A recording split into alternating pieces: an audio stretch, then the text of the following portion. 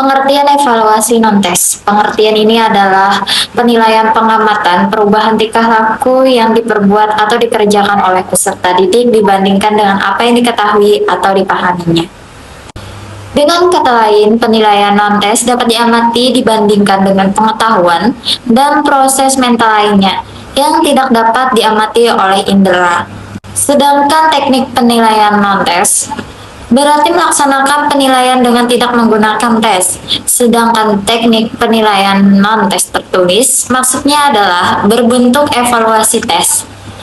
Yang dimaksud adalah berbentuk evaluasi yang berbentuk tulisan atau non-lisan.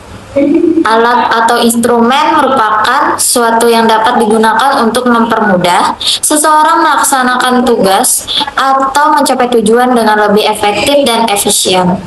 Sedangkan istilah evaluasi merupakan suatu proses untuk memperoleh kualitas tertentu, terutama yang berkenaan dengan nilai dan arti.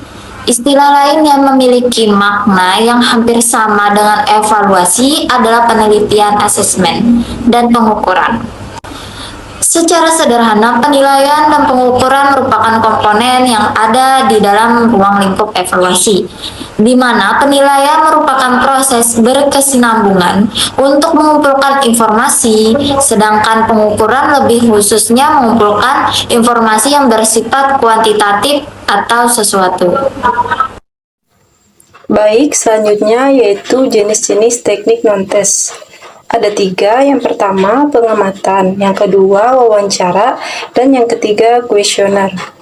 Yang pertama pengamatan.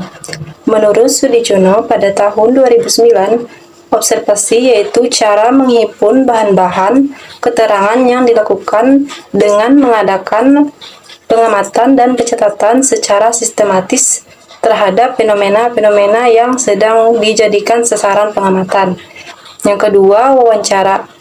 Menurut Sudijono pada tahun 2009, bahwa wawancara yaitu cara menghimpun bahan-bahan keterangan yang dilaksanakan dengan melakukan tanya jawab lisan secara sepihak, berhadap muka, dan dengan arah tujuan yang telah ditentukan.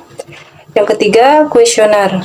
Pada dasarnya, kuesioner atau angket adalah sebuah daftar pertanyaan yang harus diisi oleh orang yang akan diukur. Selanjutnya, tes subjektif, yang juga dikenal sebagai tes esai, adalah jenis tes yang memungkinkan peserta tes untuk memberikan jawaban secara bebas dan menggambarkan pengetahuan serta pemahaman mereka dalam berbagai level kognitif. Tes ini dapat mengukur kemampuan peserta dalam memahami, menerapkan, menganalisis, mengevaluasi, dan mengembangkan konsep atau informasi tertentu. Namun, ada kelemahan dalam bentuk tes ini, seperti ketidakjelasan tulisan peserta dan subjektivitas pemeriksa dalam menilai jawaban yang dapat mempengaruhi validitas dan reliabilitas tes. Selanjutnya, tes non-objektif atau sering disebut sebagai tes uraian adalah tes di mana peserta didik diminta untuk memberikan jawaban secara uraian dengan kata-katanya sendiri. Tes ini dapat terbagi menjadi 2, yaitu tes uraian bebas dan tes uraian terbatas. Tes uraian terbatas memberikan pertanyaan yang membatasi jumlah jawaban yang diberikan peserta, sedangkan uraian bebas memberikan kebebasan kepada peserta untuk menyusun jawaban sesuai dengan kemampuan dan pemahaman mereka. Kelebihan tes ini termasuk kemampuannya untuk mendorong siswa untuk berpikir kritis dan menyampaikan pendapat mereka dengan gaya bahasa sendiri, namun kelemahannya termasuk sulitnya menilai kebenaran jawaban dan waktu yang dibutuhkan untuk mengoreksi lebih lama. Selain tes esai dan tes uraian, ada juga tes lisan dan tes praktik perbuatan.